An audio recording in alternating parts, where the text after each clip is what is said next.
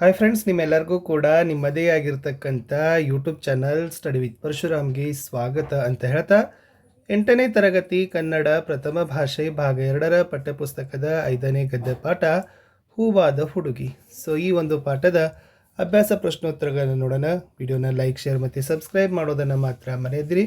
ವಿಡಿಯೋದ ಡಿಸ್ಕ್ರಿಪ್ಷನ್ ಬಾಕ್ಸ್ನಲ್ಲಿ 8ನೇ ತರಗತಿಯ ಎಲ್ಲ ವಿಷಯಗಳ ಪಾಠದ ಪ್ರಶ್ನೋತ್ತರಗಳು, ನೋಟ್ಸ್ಗಳ ಪ್ಲೇಲಿಸ್ಟ್ ಲಿಂಕ್ ಇದ್ದಾವೆ, ಅವುಗಳನ್ನ ಸಹಿತ ನೋಡಿ ಅಂತ ಹೇಳ್ತಾ ಈ ಪಾಠವನ್ನು ಶುರು ಮಾಡ್ತೀನಿ.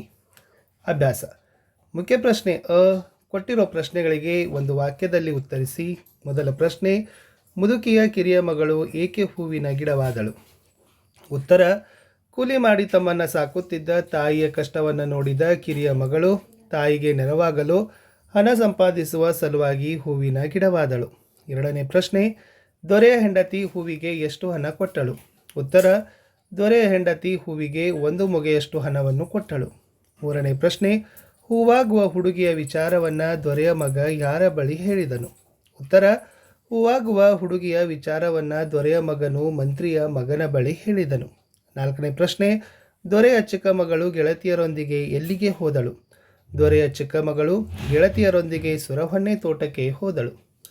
ಮುಂದಿನ ಪ್ರಶ್ನೆ 5, ಪಟ್ಟಣಕ್ಕೆ ಹಿಂದಿರುಗುವಾಗ ಅಕ್ಕ ತಮ್ಮನಿಗೆ ಏನು ಉಡುಗೊರೆ ನೀಡಿದಳು? ಪಟ್ಟಣಕ್ಕೆ ಹಿಂದಿರುಗುವಾಗ ಅಕ್ಕ ತಮ್ಮನಿಗೆ ಬೇಕಾದಷ್ಟು ಐಸಿರಿಯ ಉಡುಗೊರೆಯನ್ನು ನೀಡಿದಳು. ಮುಖ್ಯ ಪ್ರಶ್ನೆ ಕೊಟ್ಟಿರೋ ಪ್ರಶ್ನೆಗಳಿಗೆ 3-4 ವಾಕ್ಯಗಳಲ್ಲಿ ಉತ್ತರಿಸಿರಿ.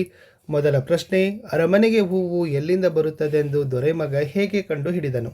ಉತ್ತರ, ದೊರೆಯ ಮಗನಿಗೆ ತಮ್ಮ ಅರಮನೆಗೆ ಇಷ್ಟು ಸೊಗಸಾದ ಹೂವು ಎಲ್ಲಿಂದ ಬರುತ್ತದೆ ಎನ್ನುವುದನ್ನು ತಿಳಿಯುವ ಕುತೂಹಲ ಉಂಟಾಯಿತು. ಅದಕ್ಕಾಗಿ ಆತನು ತಮ್ಮ ಅರಮನೆಗೆ ಹೂವು ತಂದು ಕೊಡುವ ದೊಡ್ಡ ಹುಡುಗಿಯನ್ನು ಹಿಂಬಾಲಿಸಿದನು. ಮನೆಯ ಸುತ್ತ ಹೂವಿನ ಗಿಡಗಳು ಇಲ್ಲದನ್ನು ಗಮನಿಸಿ ಅರಮನೆಗೆ ಹಿಂದಿರುಗಿದನು. ಮಾರನೇ ದಿನ ಸೂರ್ಯನು ಹುಟ್ಟುವ ಮೊದಲೇ ಹೂವು ತರುತ್ತಿದ್ದ ಹುಡುಗಿಯ ಮನೆಯ ಮುಂದೆ ಇದ್ದ ದೊಡ್ಡ ಮರದ ಮೇಲೆ ಅವಿತು ಕುಳಿತುಕೊಂಡನು. ಅಲ್ಲಿ ಹೂವನ್ನು ಅರಮನೆಗೆ ತರುತ್ತಿದ್ದ ಹುಡುಗಿಯ ತಂಗಿಯು ಹೂವಾಗುವುದನ್ನು ಕಂಡನು.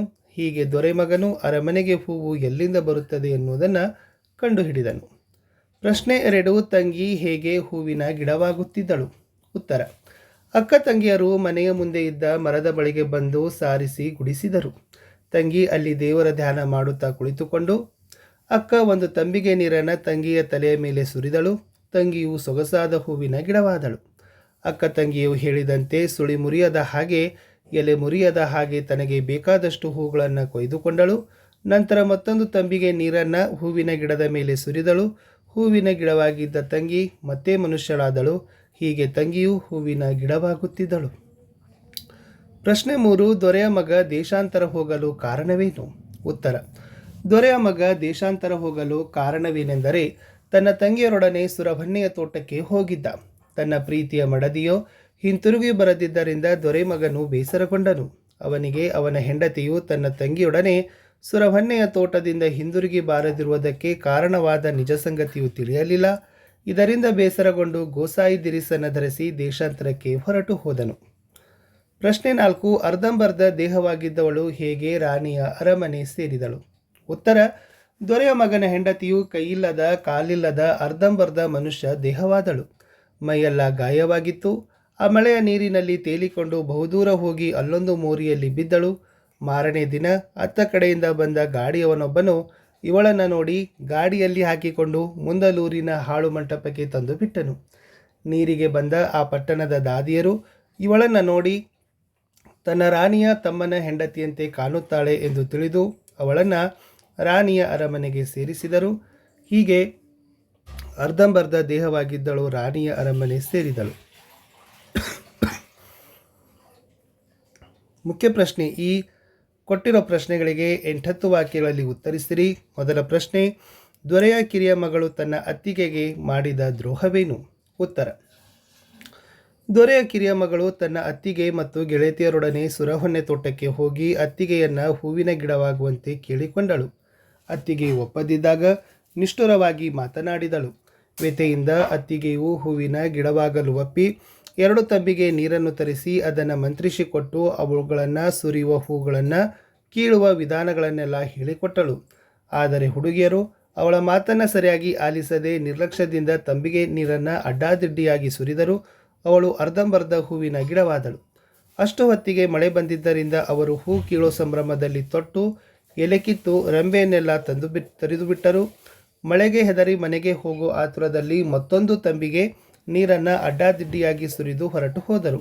ಆಕೆ ಮನುಷ್ಯಳಾಗಿ ಕೈಯಿಲ್ಲದ ಕಾಲಿಲ್ಲದ ಅರ್ಧಂಬರ್ಧ ದೇಹವಾದಳು. ಮೈಯೆಲ್ಲ ಗಾಯವಾಗಿತ್ತು. ಆ ಮಳೆಯ ನೀರಿನಲ್ಲಿ ತೇಲಿಕೊಂಡು ಬಹುದೂರ ಹೋಗಿ ಅಲ್ಲೊಂದು ಮೋರಿಯಲ್ಲಿ ಬಿದ್ದಳು. ಹೀಗೆ ದೊರೆಯ ಕಿರಿಯ ಮಗಳು ತನ್ನ ಅತ್ತಿಗೆಗೆ ದ್ರೋಹ ಮಾಡಿದಳು. ಮುಂದಿನ ಪ್ರಶ್ನೆ, ದೊರೆಯ ಮಗ ತನ್ನ ಹೆಂಡತಿಯನ್ನು ಹೇಗೆ ಪುನಃ ಪಡೆದನು ಅಂತಕ್ಕಂಥದ್ದು ಇದೆ. ಉತ್ತರ, ತನ್ನ ತಂಗಿಯರೊಡನೆ ಸುರವನ್ನೆಯ ತೋಟಕ್ಕೆ ಹೋಗಿದ್ದ ತನ್ನ ಮಡದಿಯು ಹಿಂದಿರುಗಿ ಬಾರದಿರುವುದಕ್ಕೆ ಕಾರಣವಾದ ನಿಜ ಸಂಗತಿಯನ್ನು ತಿಳಿಯದೆ ದೊರೆಯ ಮಗನು ಬೇಸರಗೊಂಡನು. ಅವನು ಗೋಸಾಯಿ ದಿರಿಸನ್ನು ಧರಿಸಿ ದೇಶವನ್ನೆಲ್ಲ ಸುತ್ತಿ ತನ್ನ ಅಕ್ಕನ ಪಟ್ಟಣಕ್ಕೆ ಬಂದನು. ಅಲ್ಲಿ ಗಡ್ಡ ಮೀಸೆ ಬಿಟ್ಟು ಹುಚ್ಚನಂತಿದ್ದ ತಮ್ಮನ ವಿಚಾರವನ್ನು ಊರಿನ ದಾದಿಯರಿಂದ ತಿಳಿದ ರಾಣಿಯು ಅವನನ್ನು ಅರಮನೆಗೆ ಕರೆಯಿಸಿಕೊಂಡಳು. ಅವನಿಗೆ ಸ್ನಾನ ಮಾಡಿಸಿ ದಿನಕ್ಕೊಂದು ಅಡಿಗೆ ಮಾಡಿಸಿ ಊಟ ಹಾಕಿದಳು. ಆದರೂ ಅವನು ಒಂದು ಮಾತನ್ನು ಆಡದೆ ಮೌನವಾಗಿದ್ದನು. ಆಗ ರಾಣಿಯು ತನ್ನ ದಾದಿಯರನ್ನು ಕರೆದು ಅರಮನೆಯಲ್ಲಿದ್ದ ಅರ್ಧಂಬರ್ಧ ದೇಹವಾಗಿದ್ದ ಮನುಷ್ಯಳಿಗೆ ಶೃಂಗಾರ ಮಾಡಿ ಅವನ ಮಂಚದ ಮೇಲೆ ಕೂರಿಸುವಂತೆ ಹೇಳುತ್ತಾಳೆ. ದೊರೆಯ ಮಗನು ತನ್ನ ಕಾಲನ್ನು ಒತ್ತುತ್ತಾ ಇರುವ ಅರ್ಧಂಬರ್ಧ ದೇಹದ ಮನುಷ್ಯಳು ತನ್ನ ಹೆಂಡತಿಯೆಂದು ತಿಳಿದುಕೊಂಡನು. ಆಗ ಅವನು ಅವಳಿಂದ ನಡೆದ ವಿಷಯವನ್ನೆಲ್ಲ ತಿಳಿದುಕೊಂಡನು. ಅವಳ ಮಾತಿನಂತೆ ಯಾರಿಗೂ ಗೊತ್ತಾಗದ ಹಾಗೆ 2 ತಂಬಿಗೆ ನೀರು ತರಿಸಿ 1 ತಂಬಿಗೆ ನೀರನ್ನು ಅವಳ ತಲೆ ಮೇಲೆ ಸುರಿದು ಅವಳನ್ನು ಹೂವಿನ ಗಿಡ ಮಾಡಿ ರೆಂಬೆಗಳನ್ನು ಎಲೆಗಳನ್ನು ಜೋಡಿಸಿ ಮತ್ತೆ ನೀರು ಸುರಿದನು. ಆಗ ಅವಳು ಮತ್ತೆ ಹುಡುಗಿಯಾಗಿ ಅವನ ಕಾಲಿಗೆ ನಮಸ್ಕರಿಸಿದಳು. ಹೀಗೆ ದೊರೆಯ ಮಗನು ತನ್ನ ಹೆಂಡತಿಯನ್ನು ಪುನಃ ಪಡೆದುಕೊಂಡನು. ಮುಖ್ಯ ಪ್ರಶ್ನೆ, ಈ ಸಂದರ್ಭ ಸಹಿತ ಸ್ವಾರಸ್ಯವನ್ನು ವಿವರಿಸಿರಿ. ಮೊದಲ ವಾಕ್ಯ, ಅಕ್ಕಯ್ಯ ಅಮ್ಮನಿಗೆ ಹೇಳಬೇಡ ಮುಚ್ಚಿಡು. ಆಯ್ಕೆ, ಈ ವಾಕ್ಯವನ್ನು ಶ್ರೀ ಎ.ಕೆ. ರಾಮಾನುಜನ್ ಅವರು ಸಂಪಾದಿಸಿರುವ ಸಾಲು ಸಂಪಿಗೆ ನೆರಳು ಕೃತಿಯಿಂದ ಆಯ್ದ ಹೂವಾದ ಹುಡುಗಿ ಎಂಬ ಜನಪದ ಕಥೆಯಿಂದ ಆರಿಸಲಾಗಿದೆ. ಸಂದರ್ಭ, ತಂಗಿಯು ಹೂವಿನ ಗಿಡವಾಗಿ ಮನಪರಿವರ್ತನೆಗೊಂಡು ನೀಡಿದ ಹೂವನ್ನು ಅಕ್ಕ ಅರಮನೆಯಲ್ಲಿ ಮಹಾರಾಣಿಗೆ ಮಾರಾಟ ಮಾಡಿ 1 ಮಗೆಹಣವನ್ನು ತಂದು ತಂಗಿಗೆ ಕೊಟ್ಟ ಸಂದರ್ಭದಲ್ಲಿ ತಂಗಿಯು ಅಕ್ಕನಿಗೆ ಈ ಮಾತನ್ನು ಹೇಳ್ತಾಳೆ. ಸ್ವಾರಸ್ಯ, ತಾನು ಹೂವಿನ ಗಿಡವಾಗಿ ಪರಿವರ್ತನೆಗೊಂಡು ಹಣ ಸಂಪಾದನೆಯನ್ನು ಮಾಡಿದ ರೀತಿಯು ತಾಯಿಗೆ ತಿಳಿದರೆ ಅವಳು ಎಲ್ಲಿ ಹೊಡೆಯುತ್ತಾಳೋ ಎನ್ನುವ ಭಯವನ್ನು ತಂಗಿಯ ಈ ಮಾತಿನಲ್ಲಿ ಬಹು ಸ್ವಾರಸ್ಯಪೂರ್ಣವಾಗಿ ಅಭಿವ್ಯಕ್ತಗೊಂಡಿದೆ. ಮುಂದಿನ ವಾಕ್ಯ, ಈ ಸಂಪತ್ತಿಗೇಕೆ ನನ್ನ ಮದುವೆ ಆದಿರಿ. ಆಯ್ಕೆ, ಈ ವಾಕ್ಯವನ್ನು ಶ್ರೀ ಎ.ಕೆ. ರಾಮಾನುಜನ್ ಅವರು ಸಂಪಾದಿಸಿರುವ ಸಾಲು ಸಂಪಿಗೆ ನೆರಳು ಕೃತಿಯಿಂದ ಆಯ್ದ ಹೂವಾದ ಹುಡುಗಿ ಎಂಬ ಜನಪದ ಕಥೆಯಿಂದ ಆರಿಸಲಾಗಿದೆ. ಸಂದರ್ಭ, ಹೂವಿನ ಗಿಡವಾಗಿ ಪರಿವರ್ತನೆಗೊಳ್ಳುವ ಹುಡುಗಿಯನ್ನು ಆಸೆಪಟ್ಟು ಮದುವೆಯಾದ ರಾಜಕುಮಾರನು ಏಕಾಂತದಲ್ಲಿ ಅವನಷ್ಟಕ್ಕೆ ಅವನೇ ಇದ್ದು ಅವಳೇ ಮಾತನಾಡಲಿ ಎಂದು ಮೌನವಾಗಿದ್ದ ಸಂದರ್ಭದಲ್ಲಿ ಹುಡುಗಿ ರಾಜಕುಮಾರನಿಗೆ ಈ ಮಾತನ್ನು ಹೇಳ್ತಾಳೆ. ಸ್ವಾರಸ್ಯ, ಆಸೆಪಟ್ಟು ಮದುವೆಯಾಗಿ ಏಕಾಂತದಲ್ಲಿರುವಾಗಲೂ ಒಂದು ಮಾತನ್ನು ಆಡದೆ ಮೌನವಾಗಿರುವುದನ್ನು ಕಂಡು ಹುಡುಗಿಯು ಆಡುವ ಈ ಮಾತು ಬಹು ಸ್ವಾರಸ್ಯಪೂರ್ಣವಾಗಿದೆ. ಥರ್ಡ್ ಒನ್, ಯಾರಾದರೂ ಅನ್ನ ನೀರು ಕೊಟ್ಟರೆ ಜೀವ ಉಳಿಸಿಕೋ. ಆಯ್ಕೆ, ಈ ವಾಕ್ಯವನ್ನು ಶ್ರೀ ಎ.ಕೆ. ರಾಮಾನುಜನ್ ಅವರು ಸಂಪಾದಿಸಿರುವ ಸಾಲು ಸಂಪಿಗೆ ನೆರಳು ಕೃತಿಯಿಂದ ಆಯ್ದ ಹೂವಾದ ಹುಡುಗಿ ಎಂಬ ಜನಪದ ಕಥೆಯಿಂದ ಆರಿಸಲಾಗಿದೆ.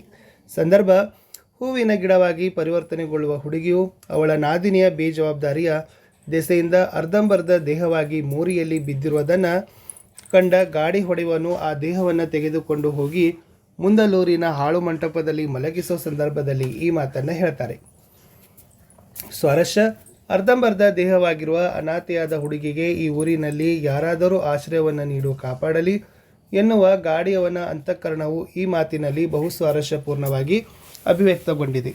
ಸೊ 4ನೇ ವಾಕ್ಯ ಏನಿತ್ತಪ್ಪ ಅಂದ್ರೆ, ಅವಳನ್ನು ನೋಡಿದರೆ ನಿಮ್ಮ ತಮ್ಮನ ಹೆಂಡತಿಯಂತೆ ಕಾಣುತ್ತಾಳೆ.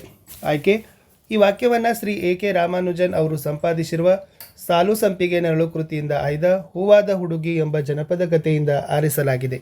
ಸಂದರ್ಭ, ನೀರಿಗೆ ಹೋದ ದಾದಿಯರು ಮತ್ತು ಗೌಡತಿಯರು ತಾವು ಕಂಡ ಹಾಳು ಮಂಟಪದಲ್ಲಿ ಅರ್ಧಂಬರ್ಧ ದೇಹವಾಗಿ ಬಿದ್ದಿರುವ ಹುಡುಗಿಯ ವಿಚಾರವನ್ನು ರಾಣಿಗೆ ತಿಳಿಸೋ ಸಂದರ್ಭದಲ್ಲಿ ಈ ಮಾತು ಹೇಳ್ತಾರೆ. ಸ್ವಾರಸ್ಯ, ಹಾಳು ಮಂಟಪದಲ್ಲಿ ಅರ್ಧಂಬರ್ಧ ದೇಹವಾಗಿ ಬಿದ್ದಿರುವ ಹುಡುಗಿಯು ಅವರ ರಾಣಿಯ ತಮ್ಮನ ಹೆಂಡತಿಯೇ ಎಂದು ಗುರುತಿಸೋದು ಈ ಮಾತಿನ ಸ್ವಾರಸ್ಯವಾಗಿದೆ. ಬಿಟ್ಟ ಸ್ಥಳಗಳಿತ್ತು. ಫಸ್ಟ್ ಒನ್, ನೋಡಕ್ಕಯ್ಯ ನಾನಿಲ್ಲಿ ಡ್ಯಾಶ್ ಧ್ಯಾನ ಮಾಡಿ ಕೂತ್ಕೋತೀನಿ ಅಂತ ಇದೆ. ಸೊ ಆನ್ಸರ್ ಈಸ್ ದೇವರ. ಅವರ ಮಾತನಾಡಲೇ ಇಲ್ಲವಲ್ಲ ಮತ್ತೇಕೆ ಡ್ಯಾಶ್ ಆದರೂ ಮದುವೆ. ನರಮನುಷ್ಯರು ಡ್ಯಾಶ್ ಆಗೋದುಂಟೆ ಹೂವಿನ ಗಿಡ. ದಿನವಹಿ ಮೈಮೇಲಿನ ಗಾಯಗಳಿಗೆ ಡ್ಯಾಶ್ ಹಾಕಿ ವಾಸಿ ಮಾಡಿದರು ಔಷಧ.